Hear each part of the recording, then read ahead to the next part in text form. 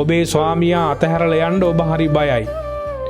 ඔබේ බිරිඳ අතහැරලා ඔබ යන්න බයයි. ඔබේ දියණිය, ඔබේ පුත්‍රයා, ඔබ නිසා උපන් දරුවෝ අතහැරලා යන්න හරි බයයි. ඔබ මේ ලෝකයට බිහි කරපු අම්මයි තාත්තයි අතහැරලා යන්න හරි බයයි.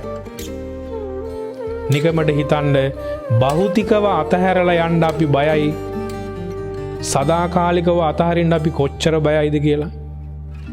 විවාහයට පත් වෙන දවසේ දියණිවරු අඬා තමයි වෙන් වෙන්නේ. අම්මගෙන් තාත්තගෙන් වෙන් වෙලා අලුත් ජීවිතයක් ආරම්භ කරන්න යනකොටත් කඳුළු සලසලා ඒ වෙන්වීමට කැමති නැහැ.